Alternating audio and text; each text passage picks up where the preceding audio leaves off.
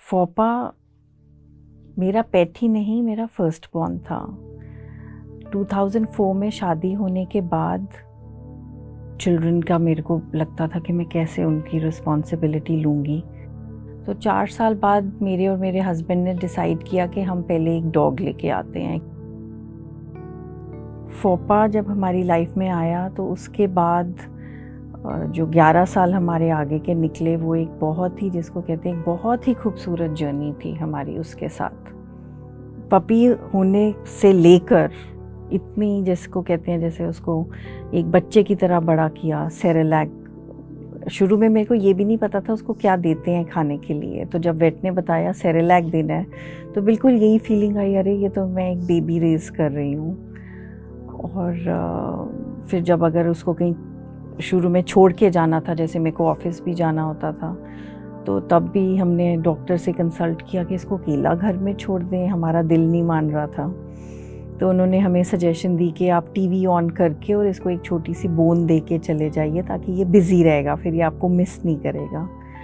तो फिर शुरू में मैंने ऐसे करना शुरू किया कि 1-1.5 घंटे के लिए छोड़ती थी, फिर 2 घंटे के लिए, फिर ऐसे करके आदत डाली अकेले घर में रहने की, क्योंकि हम एक जॉइंट फैमिली में नहीं, हम सिर्फ 2 अकेले लोग थे घर में।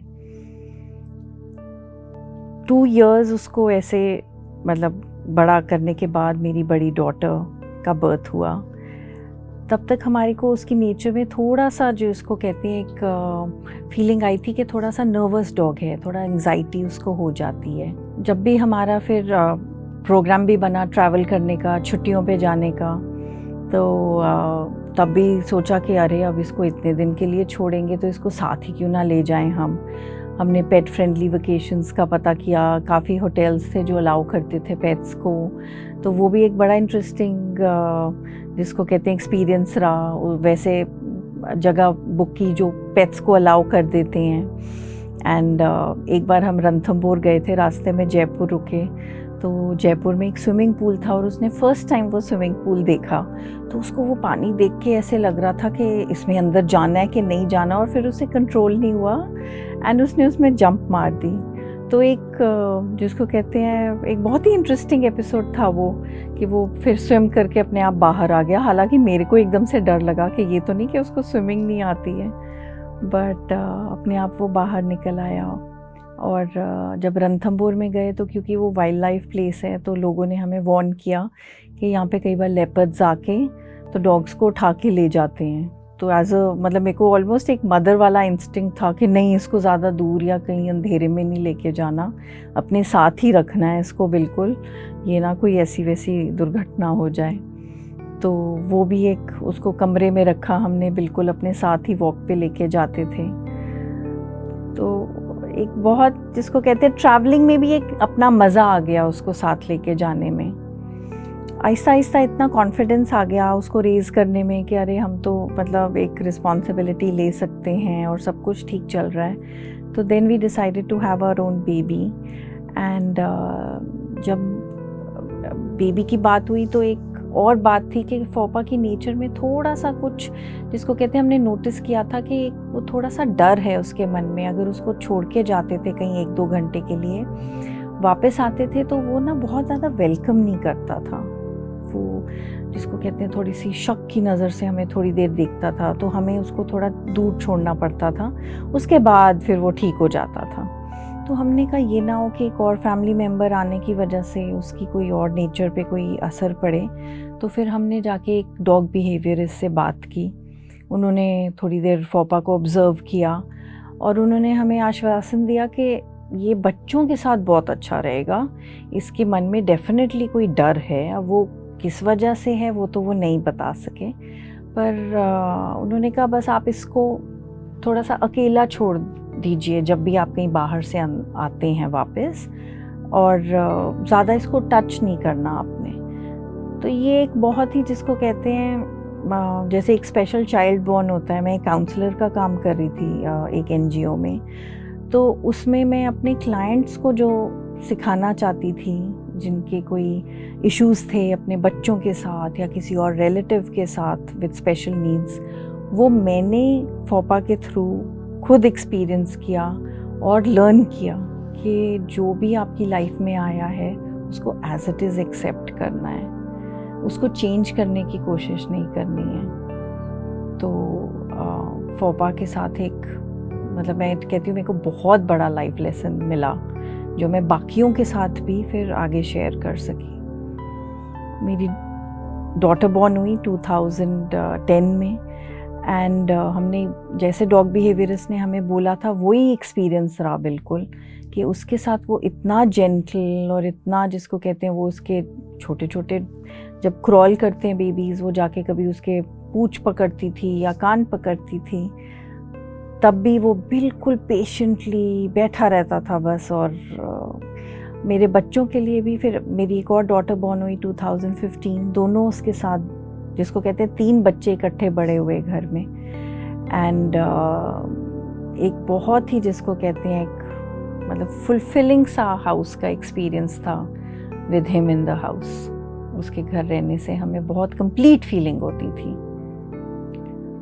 फोपा की एक और चीज़ जो सबको ही घर में बहुत पसंद थी वो ये थी कि वो एक बहुत ही जिसको कहते हैं बहुत बड़ा साइज़ था उसका, बहुत बड़ा डॉग था पर बहुत ही जेंटल। तो हम सब उसको जेंटल जायंट बोलते थे घर में। कोई और अगर सपोजिंग बाहर बिल्लियाँ घूमती रहती थी और उसके बोल से खाना खाने आ जाती थी तो वो दूर बैठ के उनको देखता रहता था, कभी उनके ऊपर लपक के नहीं आया, कभी उसको वो नहीं हुआ कि ये मेरा खाना क्यों खा रही हैं। और तो और एक बार हमारे घर में एक चूहा आ गया था एंड हमारे ही कमरे में बेडरूम में रात को, और उसको इतना डर लगा उस चूहे से कि वो रात को वहाँ पे सोना ही नहीं चाहता था। हमें इतना अजीब लगा ये बात कि चूहा इतना छोटा, फोपा का साइज़ इतना बड़ा, पर वो अंदर से इतना डर गया। उस दिन बाय चांस हमारे घर कोई फ्रेंड्स आए हुए थे, वो गेस्ट रूम में थे और फोपा उनके साथ जाके गेस्ट रूम में जाके सोया। तो ये बातें उसकी बहुत जिसको कहते हैं डियरिंग थी, बहुत ही जिसको कहते हैं हमारे साथ एक बहुत सुंदर अटैचमेंट हो गई थी उसकी। फोपा नाम रखने के पीछे भी एक कहानी है। मेरे और मेरे हस्बैंड को एक डिफरेंट सा यूनिक सा नाम चाहिए था, तो जब हम नाम ढूंढ रहे थे तो जब फोपा आया लिस्ट में तो हमें लगा ये शायद इसको बहुत सूट करेगा क्योंकि इतना बड़ा डॉग बनने वाला है ये आगे जाके, और इसकी पता नहीं कैसी बिहेवियर होगी, कैसी हरकतें होंगी, तो हमने सोचा इसका नाम फोपा रख देते हैं। और आगे जाके बहुत सारी ऐसी चीज़ें हुई जिसमें उसने, फोपा का मतलब होता है सोशल एम्बैरेसमेंट, तो उसने कई ऐसी चीज़ें की जो कि उसके नाम को बिल्कुल जिसको कहते हैं एक लिव अप टू कर लिया उसने उस बात को। जैसे चूहे से डरना, तो वो एम्बैरेसमेंट ही थी कि इतना बड़ा डॉग होके एक छोटे से चूहे के साथ डरता है। या एक बार जब मेरे को याद है जब हम एक गाड़ी को टेस्ट ड्राइव करने के लिए गए तो इसको शोरूम के अंदर ले गए थे, वहाँ पे बड़ी बड़ी गाड़ियाँ खड़ी थीं और नीचे उन्होंने वो कारपेट लगाया हुआ था घास वाला, तो इसको लगा कि ये तो कोई ऐसी जगह है जहाँ पे मैं एज अ बाथरूम भी यूज़ कर सकता हूँ। तो उसने जाके एक टायर पे उसको ऐसे यूज़ करा और हमें इतनी एम्बैरेसमेंट हुई, पर वो शोरूम वाले बहुत जिसको कहते हैं वो बहुत ही एक्साइटेड थे उसको देख के अपने शोरूम में, तो वो उन्होंने कहा कुछ नहीं होता इसके लिए। तो ऐसी भी बहुत जिसको कहते हैं एक इंटरेस्टिंग एक्सपीरियंस रहा उसके साथ, जो आज एक इतनी सुंदर मेमोरी बना हुआ है हमारे लिए। देखते ही देखते कैसे 11 साल बीत गए पता ही नहीं चला। मेरी दोनों बेटियां और फोपा इकट्ठे बड़े हुए, ऐसा फीलिंग होती थी कि 3 बच्चे हैं घर में, और इतनी अच्छी मेमोरीज़, इतनी अच्छी यादें उसके साथ। आहिस्ता आहिस्ता हमने देखा उसकी थोड़ी सी जिसको कहते हैं हेल्थ में फ़र्क पड़ रहा था, जैसे कोई घर में बूढ़ा हो रहा हो और उसमें जैसे जब हम उसको सैर पे लेके जाते थे तो सड़क के बीच में एकदम से खड़ा हो जाता था, ज़्यादा लंबी वॉक नहीं करना चाहता था, तो ऐसे लगता था जैसे भूल गया है कि हमारा घर कहाँ पे है वापस। तो थोड़ी बहुत तो एक जिसको कहते हैं दिमाग के पीछे एक था एक डर कि 8 से 10 साल उम्र होती है इनकी, और आहिस्ता आहिस्ता उसमें चेंजेस भी देखने शुरू कर दिए थे हमने। जब भी कभी कोई बीमार पड़ता था तो एकदम से लगता था कि ठीक हो जाएगा ना। फिर हमने घर भी बीच में शिफ्ट किया और एक नए घर में हमको लगा जैसे एक ओल्ड पर्सन को एडजस्ट करने में, जिसको कहते हैं एक मुश्किल लगती है, तो इसको कहीं अब वो तो नहीं लगेगा कि मेरा जहाँ पे मैं एज अ पपी आया था एकदम से 9 साल बाद मेरे को 10 साल बाद मेरे को वहाँ से क्यों हटा दिया है। पर हम एक ज़्यादा बड़े घर में गए, उसको ज़्यादा स्पेस लगी, तो मन में एक रिग्रेट था कि ओहो, ये जब छोटा पपी था तो ऐसा घर होता तो ज़्यादा अच्छा होता, इसके लिए ज़्यादा स्पेस होती। मेरे हस्बैंड की बिल्कुल शैडो था, जहाँ जहाँ वो जाते थे वहीं पे फौपा जाता था, पर उसने ऊपर टेरेस पे जाना बंद कर दिया था। तो हम कई बार सोचते थे टेरेस पे क्यों नहीं जाता, नीचे ही खड़ा होके भौंकता रहता था कि मेरे को अकेला क्यों छोड़ दिया है। अब ख्याल आता है कि उसकी जो बैकबोन है वो इतनी, जिसको कहते हैं, वीक हो गई थी कि उसे स्टेयर्स ही नहीं चढ़ी जाती थी। तो एक ओल्ड एज की वजह से और भी बड़ी प्रॉब्लम्स, खाना उसने बहुत कम कर दिया था। हमने सोचा चलो अब उसको सिर्फ होम कुक्ड फूड देते हैं, रेडीमेड खाना नहीं देते हैं। मेंटल प्रेपरेशन हो रही थी कि इसकी बॉडी तो बहुत ओल्ड हो रही है। एक डर था मन में of the inevitable, but accept तो करना था। फिर ऐसा हुआ कि 3-4 दिन उसने बिल्कुल खाना नहीं खाया। एंड हमें कई बार ऐसे होता था कि सीज़न चेंज हुआ है, कभी 1-2 दिन नहीं खाया, पर इस बार कुछ लंबा हुआ तो हमें लगा कि कुछ तो सीरियस बात लग रही है। तो हम डॉक्टर के पास उसको लेके गए। एंड जैसे वो एंटीबायोटिक देते थे, पहले भी उन्होंने दी उसको दवाई, पर उससे भी उसको कोई फ़र्क नहीं पड़ा। करते करते 4-5 दिन हो गए, खाना ही नहीं खाया था उसने। फिर उसके बाकी टेस्ट वगैरह हुए, एक्सरे हुई, उसमें देखा कि उसके स्टमक में कुछ शाइनी सा कुछ दिखा, तो लगा कि जैसे उसने कुछ बच्चों का टॉय या कुछ ऐसी चीज़ कुछ खा ली है जो उसके जाके स्टमक में फंस गई थी। उसी एक्सरे में देखा कि उसकी बैकबोन इतनी ज़्यादा, जिसको कहते हैं मतलब वेयर एंड टेयर हो गया था उसका, कि उसी के कारण से वो टेरेस भी नहीं चढ़ना बंद हो गया था। उसके दांत बहुत ज़्यादा जिसको कहते हैं डिटेरियोरेट हो गए थे। तो डॉक्टर ने पूरी कोशिश की, हम दिन में 2 बार उसको लेके जा रहे थे, ड्रिप लगती थी, और कि जो कुछ भी अंदर फंसा हुआ है वो निकल आए। डॉक्टर ने हमें बोला कि हम उसकी सर्जरी नहीं करना चाहते हैं, क्योंकि उसकी बॉडी इतनी स्ट्रॉन्ग नहीं है कि वो सर्जरी ले लेगा। फिर भी अगर हम ये डिसीजन लेते हैं तो हम करवा सकते हैं। पर आगे के 12 दिन जो निकले वो ऐसे ही निकले कि जैसे एक मैसेज मिला कि वो अब जाना चाहता है, he is lived his life. And मतलब उसको और तकलीफ़ में नहीं देख सक रहे थे हम। तो उन 12 दिनों में एक, जिसको कहते हैं, एक अंदर से आवाज़ तो आई थी कि अब इसका टाइम आ गया और ये अब रेडी है जाने के लिए, पर कहीं पे वो एक्सेप्टेंस नहीं आ रही थी। एक वो, जिसको कहते हैं, एक स्ट्रगल थी कि कुछ ठीक नहीं हो सकता, सब कुछ दोबारा जैसा नहीं हो सकता। तो बहुत कोशिश कर रही थी मैं ध्यान के थ्रू भी कि अपने आप को थोड़ा सा संभाल लूँ। फिर मैंने अपने मेंटर हितेश जी को भी फ़ोन किया और उनसे भी पूछा कि मैं बच्चों को कैसे प्रिपेयर करूँगी। तो उन्होंने मेरे को यही समझाया कि अपने आप को पहले सेंटर करो। और उस बात का मतलब मैं बाद में समझी कि पहले मैं अपने आप को तो समझा लूँ कि डेथ इनविटेबल है और आगे मेरे को दिख रही है कि वो जाने वाला है। तो मेरे को अपने आप को पहले समझाना है कि उसने इतनी हमारे साथ एक सुंदर लाइफ जी है। और मेरे हस्बैंड इस बात को हमेशा बिलीव करते हैं कि जो पेट्स होते हैं वो बहुत आके लव देते हैं, घर को कंप्लीट करते हैं। और जब वो जाते हैं तो एक, जिसको कहते हैं, एक और पेट ले आना चाहिए, क्योंकि एक और लाइफ को फिर कंटिन्यूएशन रहती है उसकी, जिसको कहते हैं। पर मेरे से नहीं हो रहा था। मेरे को लग रहा था ये मैं इसके बाद तो सोच भी नहीं सकती अब, मतलब द सेपरेशन इज़ बहुत ही ज़्यादा पेनफुल होने वाली है। तो उस वक़्त तो ऐसी फीलिंग आ रही थी मेरे को। और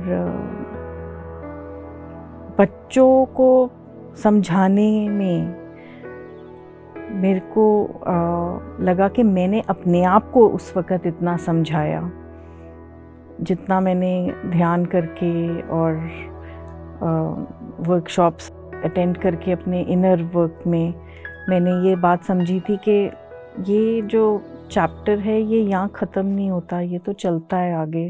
हम उन्हीं लोगों से दोबारा मिलते हैं और सबका एक पर्पस होता है आपकी लाइफ में। वो ये सारी चीज़ें बच्चों को बात करने में कि अब वो जाने वाला है, उसने हमारे साथ इतना अच्छा टाइम बिताया है, हमें वो याद रखना है। अब मैंने एक्चुअली अपने आप को समझाया।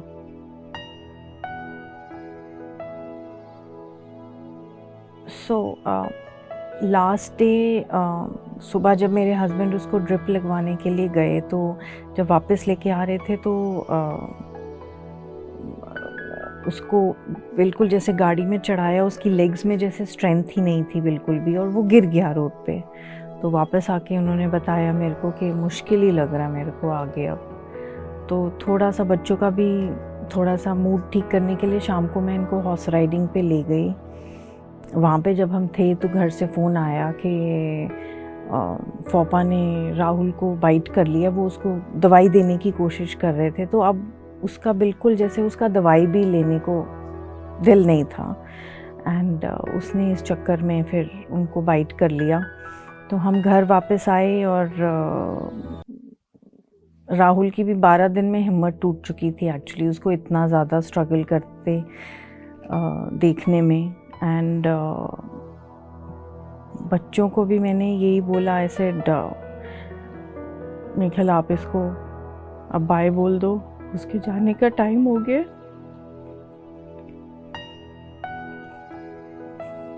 वो दिन आज भी थोड़ा सा मुश्किल लगता है याद करके। एंड बस उस दिन रात को अकॉर्डिंग टू माय हस्बैंड बहुत पीसफुली ट्रांजिशन हो गया। एंड सुबह हमारे मन में यही था, क्योंकि वो बिल्कुल हमारे बच्चे जैसे था, तो हम उसकी बॉडी कहीं ऐसे ही बारी करके नहीं छोड़ के आना चाह रहे थे, वो दिल नहीं मान रहा था हमारा। तो हमें पता चला था एक जगह है पॉज टू हेवन, वहाँ पे हमने जाके उसको क्रिमेट किया। एंड बाद में जाके उसकी जब हमने अस्थियाँ कलेक्ट की तो एक फ्लावर पॉट में घर में उसको हमने बरी किया। तो उसके बाद यही फीलिंग हमेशा आती है जैसे वो हमारे पास है और अभी भी हमारे घर को गार्ड कर रहा है। वो बिल्कुल जैसे हमारे घर को एंटर करो तो हमने सामने सामने वो पॉट रखा हुआ है, बहुत अच्छे उसमें फूल लगते हैं और हमें हमेशा एक जिसको कहते हैं आप उसकी हैप्पी मेमोरी के साथ हम रहते हैं। उसके जाने के बाद एक फिज़िकली तो बहुत ही वैक्यूम महसूस हुआ। जितनी उसकी चीज़ें पड़ी हुई थी, जैसे उसका मैट्रेस, उसके बोल्स, वो देख के बहुत याद आता था हमेशा। जब भी डोरबेल बजती थी तो वो एकदम से जैसे बाग करता था, वो भी एकदम से जैसे मिसिंग कुछ हो गया लाइफ में। बट जैसे अपने आप को समझाया और जैसे बोला कि ये तो एक इनविटेबल था जो हमने फेस करना ही था, आहिस्ता आहिस्ता जिसको कहते हैं उसकी हमारे को फिर अपने आप को मतलब किया एक्सेप्ट के अब वो फिज़िकली तो हमारे पास नहीं है। काफ़ी टाइम बीत गया और मेरे को एक ये फीलिंग थी कि जहाँ पे भी है वहाँ से हमें मैसेज ज़रूर भेजेगा कि मैं ठीक हूँ। और जिस दिन मेरे को ये ख्याल आया कि फोपा बहुत देर हो गई है, कोई मैसेज नहीं उसने भेजा, उसके नेक्स्ट डे ही मेरी छोटी बेटी भाग के आई अंदर और उसने बोला कि स्टेयर्स पे एक पैरेट आया हुआ है, पैरेट बैठा हुआ है। तो मैं भी बाहर फटाफट गई देखने के लिए, सर्दियों के दिन थे, और एक पैरेट बिल्कुल आइज़ बंद करके स्टेप्स पे बैठा हुआ था एंड ना हिल रहा था ना कुछ, और मेरे को लगा ये बीमार है या कुछ है। हम फटाफट उसके लिए पानी लेके आए, पर वो बिल्कुल स्टिल ही बैठा रहा, काफ़ी देर स्टिल बैठा रहा। उसके मेरी बड़ी बेटी भी आई, फिर उसकी थोड़ी देर बाद उसने आईज़ खोली। हमें लगा पता नहीं फ्लाई नहीं कर सक रहा, उसके पंख खराब हो गए हैं, पर फिर वो उठा, उसने अपनी जगह चेंज की। फिर हम फटाफट उसके लिए अंदर से किचन से हरी मिर्च लेके आए। उसने मेरी बेटियों के हाथ से हरी मिर्च खाई, और मेरे पाम के बहुत बड़े बड़े गमले पड़े हुए थे वहाँ पे, और उधर से हैंग करके खूब झूला। तो एक जैसे मेरे को एक अंदर से फीलिंग आई जैसे वो कह रहा है कि मैं जहाँ पे भी हूँ मैं बहुत खुश हूँ। एंड एक जैसे दिल को बहुत तसल्ली हो गई कि उसने हमें मैसेज भेज दिया कि वो जहाँ पे भी है वो खुश है। दोनों बच्चों के लिए एक बहुत ही मुश्किल पीरियड था। छोटी वाली मेरी बेटी 5 इयर्स की थी और बड़ी वाली 9 इयर्स की थी। तो उस एज में एक जैसे कहते हैं उनको भी इंट्रोडक्शन मिली to the concept of death, कि ये भी एक ऐसी चीज़ होती है। उन्होंने काफ़ी टाइम लिया, बार बार यही मेरे को आके कहती रहती थी, हम फोपा को बहुत मिस कर रहे हैं, हम फोपा को बहुत मिस कर रहे हैं।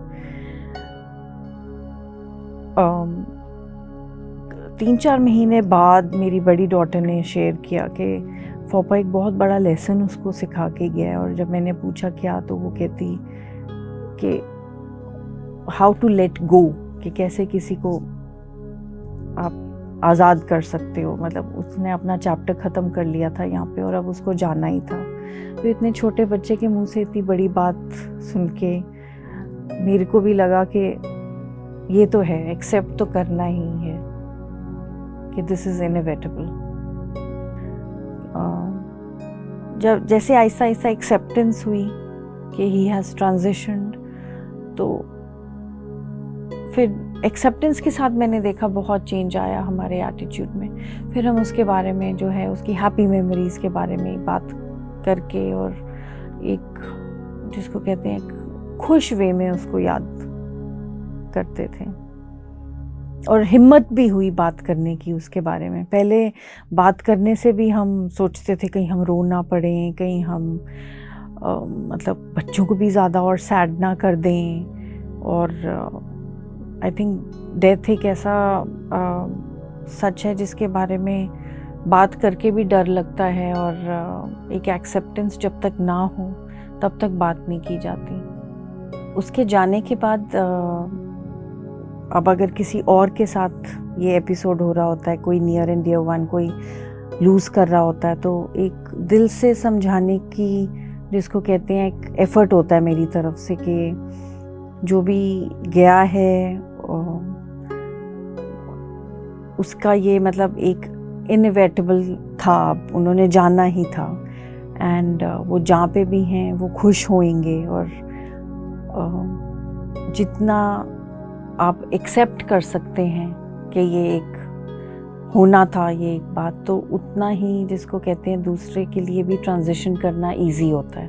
वो हम अगर एक कॉर्ड काट सकते हैं अपनी अटैचमेंट की, तो उससे ये जो एक ट्रांजिशन वाला जो फेज़ है वो थोड़ा सा हम स्ट्रगल करते हैं उस बात को एक्सेप्ट करने में। तो यही तसल्ली दिल करता है कि शेयर करूं सबसे कि acceptance I think is the key. Acceptance ही है जो हमें सिखाती है हाउ टू फेस दिस, जो इनएविटेबल एक सच है हम सबकी लाइफ का, कि जिसने आना है उसने जाना ही है एक दिन।